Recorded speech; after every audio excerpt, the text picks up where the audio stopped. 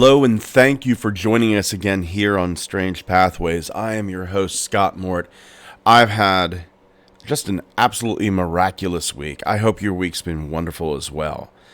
I had an interesting, somewhat scary occurrence happen to me this week.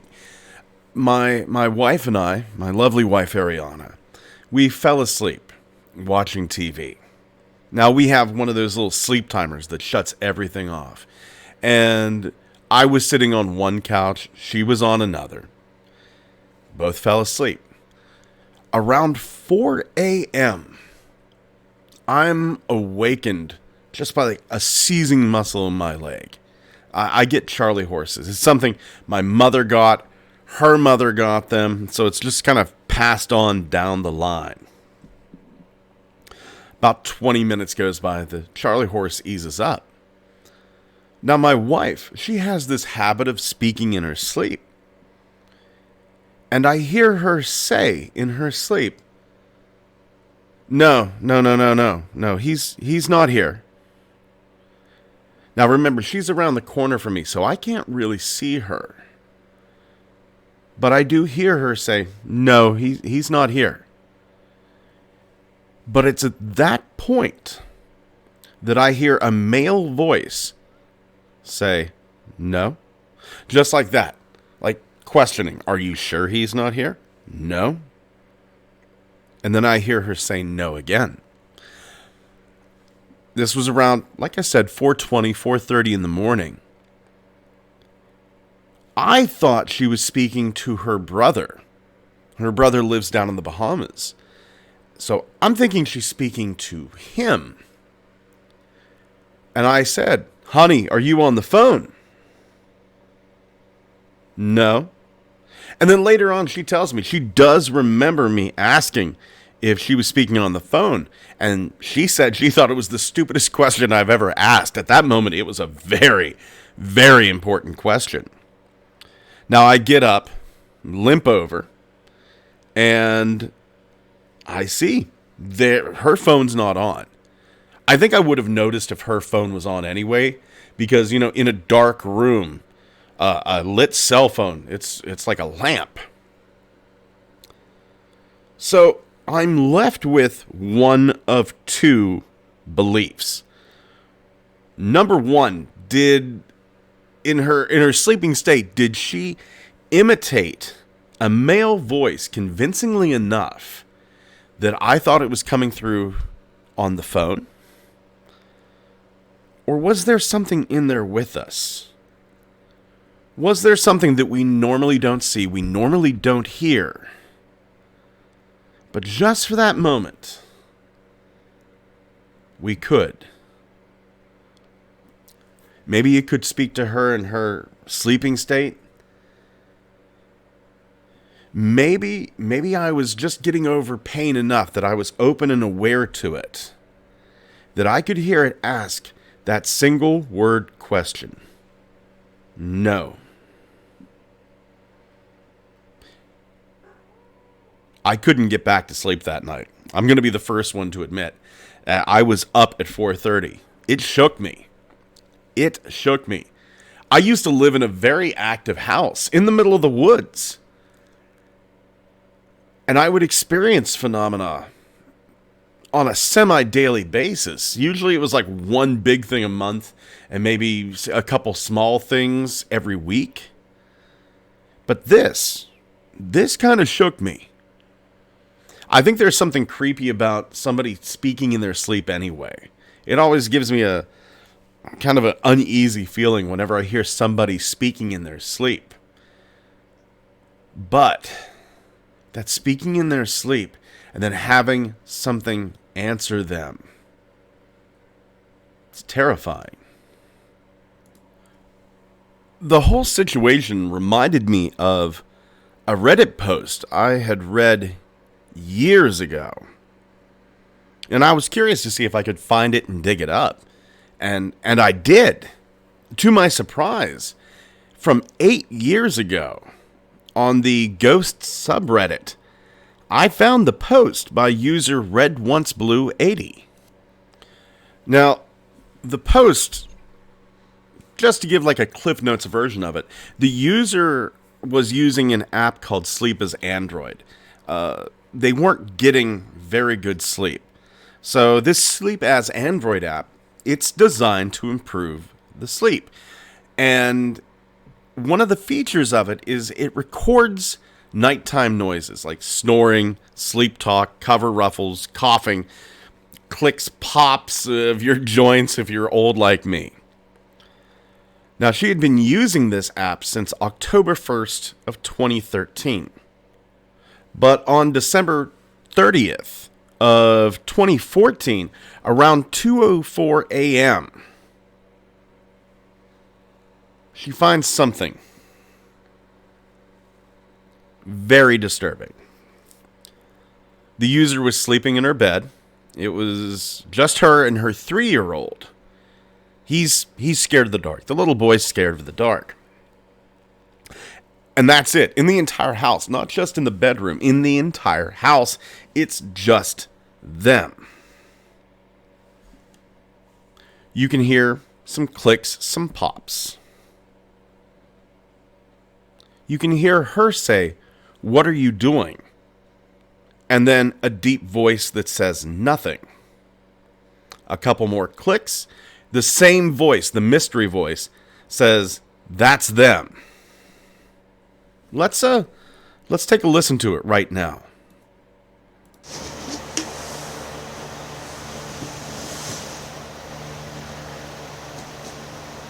Well, what are you doing? Okay.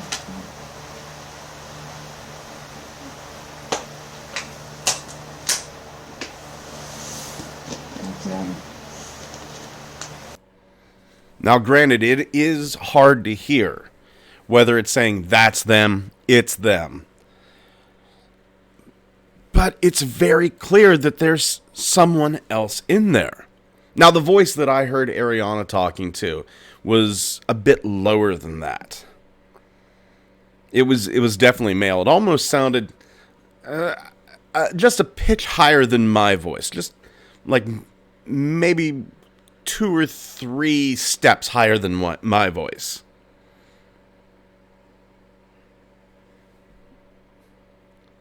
But we really don't know what we're talking to. The whole talking in your sleep thing, it's always assumed that we're just acting out what's going on in our dreams. And maybe we are. Maybe we absolutely are. I would say most likely 99.999% of the time, we are just acting out what's going on in our dreams. But then there's that 0.001%. We're in just the right frame of mind that we can converse with something else. Maybe it's a ghost. Maybe it's an entity that was never alive, a spiritual parasite, a demon, an interdimensional creature. Maybe it's something like that.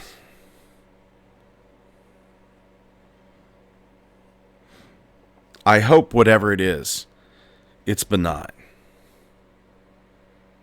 I hate to think that we have something influencing our thoughts at our most vulnerable moment.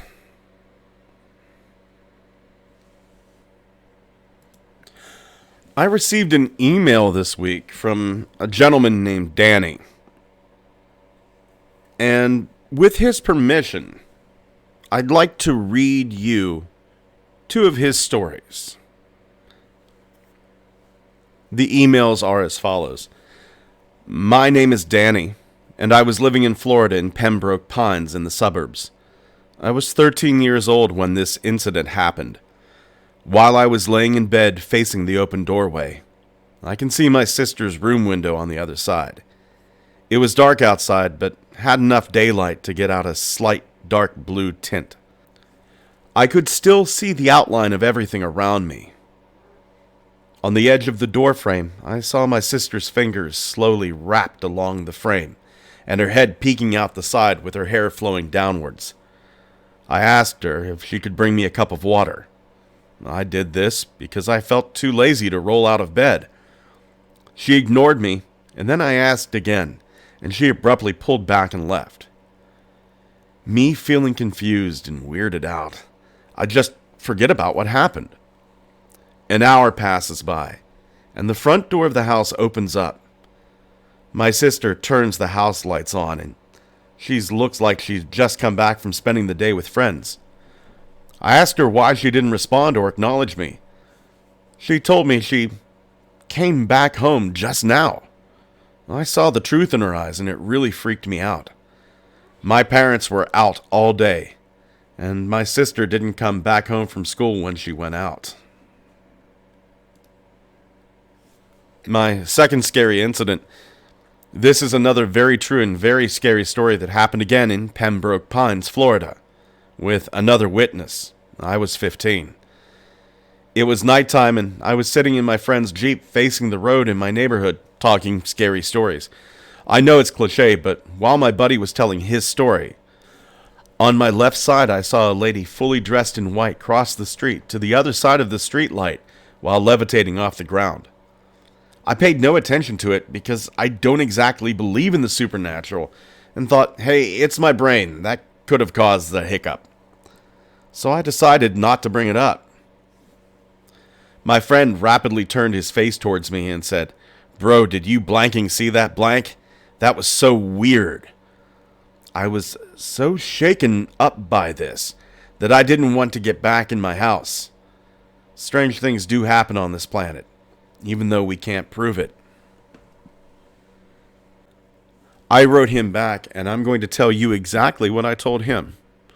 That I thought it was incredibly brave. That these were fascinating stories, and it was incredibly brave for him to share them with the audience. I think that more people need to share these stories, whether in an anonymous sense or a very real sense. We have to start taking these encounters seriously. Let's say that there is no supernatural, that this is all a trick of human psychology. We still need to research it. If this is all a trick of human psychology, it's something that's almost universal. Even people that don't believe in the supernatural, staunch skeptics, will usually go. If you talk to them enough, they'll say, yeah, well, there was this one time. And it seems like everybody has that, well, there was this one time. Some people seem to be more open to it. They'll say, well, I've had several experiences. I've often wanted to do an experiment where, there are certain wavelengths of light. Like, we can't see infrared. We can't see ultraviolet. We're kind of like Roy G. Biv is where the human mind lives. But I would love to find out if people who have reported seeing ghosts have a wider spectrum of being able to see light than the normal people. I'd be fascinated by the results. I bet there would be something there.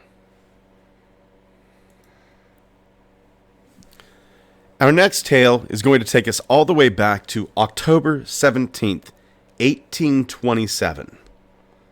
This is coming from the Edinburgh Journal of Science, Volume 9. So this isn't coming from Fate Magazine, Weekly World News. Not that there's anything wrong with Fate Magazine. Not that there's anything right with the Weekly World News. But a journal of science. A little bit of weight behind that. We're going all the way to the district of Rzhev in Russia. There's a little village in Rzhev called Pokroff. There was this heavy snow shower. And as people are cleaning up from the snow shower, 1827, 2022, not much difference. I'm still cleaning up from the snow shower here in Pennsylvania. But the people are cleaning up and they're looking around and they're seeing these insects. Now, the journal calls them worms, but they are insects. Now, let me describe these insects to you. They're black, they're ringed, and they're only about 3/4 of an inch long. The actual unit of measurement they use is called a Verstock, which I'm having trouble finding the actual length. One person has said it's like 3/4 of an inch. Another source says that it's 1 3/4 inch.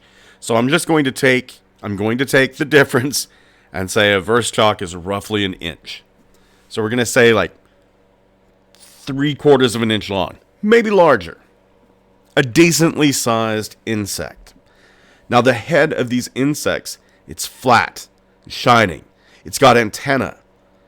And it's got little whiskers on its head. Its body, from the head to about 1/3 of its length, resembles a band of black velvet.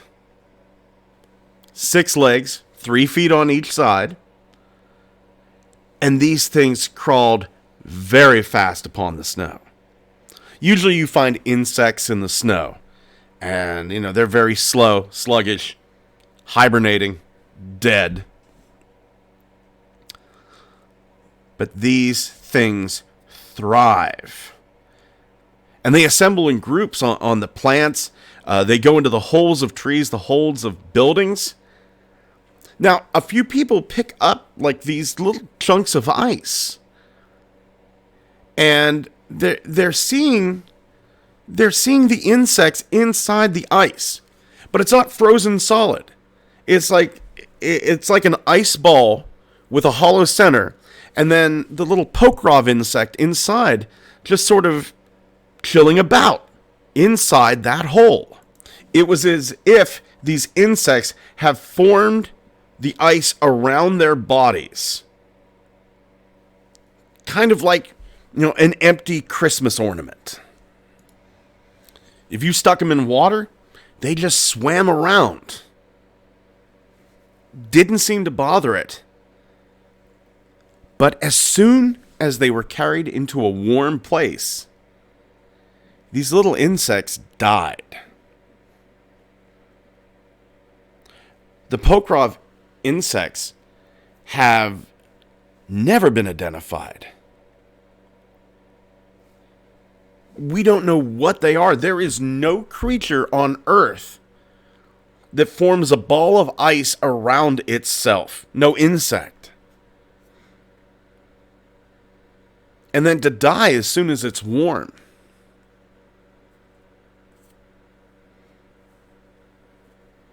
It's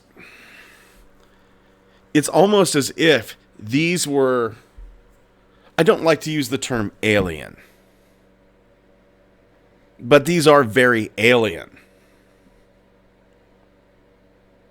There are experiences in Skinwalker Ranch where strange birds were seen flying out of portals. Strange beasts crawling out of portals.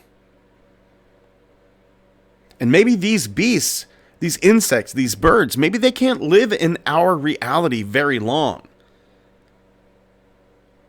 But if our reality in its extremes, cold, extreme heat, what have you, maybe in our extremes they can live. There is some overlap. There's a Venn diagram for which these beasts can live. Now, do I believe that there are portals that open up in this world and strange beasts come out of and live amongst us for a short period of time? Absolutely. Absolutely I do.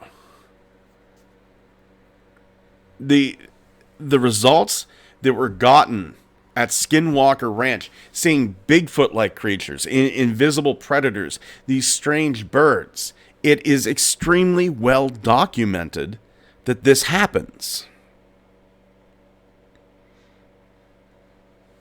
And why a portal couldn't open above Rzhev during a snowstorm and rain down these insects. There's no reason it couldn't happen. If I believe one, then the other has to be possible as well. I guess I'm just grateful that whatever these things were, they didn't survive very long. In Pennsylvania, we have an invasive species called kudzu. It's a plant. It grows extremely fast. It chokes out other trees. It'll wrap its vines around the trees and choke them out. Kudzu was brought to the United States just as, hey, grows fast, it's going to be pretty, it's hardy, it's going to be able to thrive amongst the streets. It'll be pretty and green. Now there are parts of the South that are absolutely choked out by it. Japanese beetle is the same way. Came over here on ships, and now it's an incredibly invasive species. Eats the plants around here. They're beautiful little beetles. They're golden little beetles, but they're horribly destructive. They were never meant to be here. So it does worry me that one of these days, something may be introduced to our planet via from space, by portal, interdimensionally. Something could be introduced to our planet as an invasive species that would destroy us. Our last tale comes to us from the incomparable phantomsandmonsters.com. Lon Strickler. I cannot sing the man's praises enough. Lon Strickler has done some absolutely amazing research and cataloging, collecting these strange stories from all corners of Fortiana. And, sir, Mr. Lon Strickler, I salute you. You're right up there, to me, you're right up there in the pantheon of Brad Steiger and Art Bell. The name should be just echoed out across all of paranormal research. Lon Strickler. Do yourself a favor. Go over to phantomsandmonsters.com. It is a rabbit hole. You can kill an entire day getting lost in these encounters. This one takes us all the way back to an Arizona desert in February of 2014. These three mountain bike cyclists, they're going across the Pueblo race course just east of Tucson. Now this is not a baby course. This is 17 miles of challenging mountain desert. It's not going to be survivable if you don't pack water or food. You will go out there and die if you don't bring supplies. It's not, well, maybe you'll survive. You will die. They get about 8-9 miles into this trail. And they see something off in the distance. In the witness's own words, quote, "We had been riding for about, 9 hours or so, taking breaks every now and then. Then Michael says he needs to stop for a minute.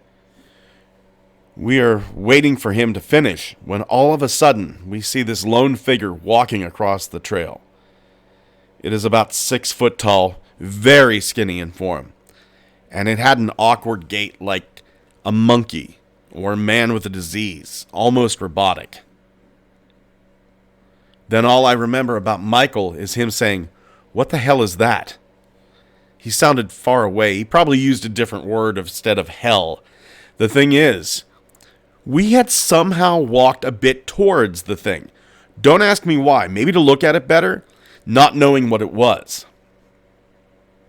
The creature stopped, and it made eye contact with me, and I could see it clearly. The eyes were kind of like a snake's, but yellow, with a black stripe in the middle of the eye. It had green and red scales on the face and head. The red color was kind of like the same as the desert sand, and it looked like it had a sandy texture too. It didn't have a nose, only 2 holes on it. I couldn't see any ears or hair. A red mouth that looked like it had blood around it, but it didn't look like it was bleeding. It looked like a pattern. It reminded me of a chameleon, but it looked like a person too. Now, in my own personal experience, anytime that you come across an animal and you scare it, it's going to do one of 2 things. It's going to run away, or it's going to try to make itself look as big as it can. I remember just out of college, I delivered newspapers for a while. The Cumberland Times News. And one rainy night, I stopped. It was about 4 in the morning. I stopped at a vending machine next to a river. There was like a hardware store, vending machine, river. Raining super hard. I looked down in front of the vending machine, and there's this little crayfish.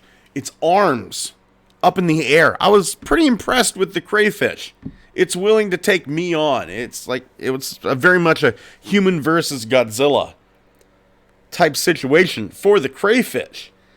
And it's willing to take me on. I was impressed by him. And that's what this thing did. It stands up to its full height, raises its arms, and makes this chattering sound. They said it was unearthly. But then that fight or flight kind of kicks in. And it scampers off, trying to hide. These 3 men. I mean, what do? Do you turn around? Do you keep going? You're at the halfway point. One's just as dangerous as the other. Go forward, go back. They decide to keep going and finish the course.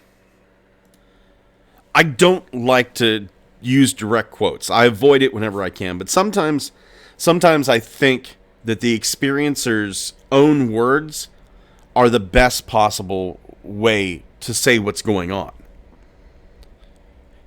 And this is one of those cases where the experiencer really wraps it up nicely. So in their own words, quote, "When you read these stories online or watch them on TV, well, you think, man, these people are crazy, on meds or something, or in need of attention. But this has made me a believer. There has to be more of them out there. If there's one, there's got to be at least 2, right? I know most people won't believe a word I said. That's the way I used to be. I don't blame them at all. But they are out there. Now, I'm not saying this is an alien or a chupacabra or anything like that. All I'm saying is that I've never seen anything like it in my life. But I'm no biologist, so what do I know?" Thank you for joining us once again on Strange Pathways. There's going to be a few links up on the Facebook page, not as many as normal. Just, there weren't a lot of images to go along with the tales this week, but there will be a few up there and a few links. Head on over to the Facebook, join us over there. It's a fun time. If you'd like to contact me via email, you can do so at strangepathwaysmail@gmail.com. Be sure to get out there, post on forums if you're enjoying the show. Make sure that your friends know about us. You know that you have a friend that's going to absolutely love this show. And once again, thank you for joining us here on Strange Pathways this week. Take care of yourselves and each other.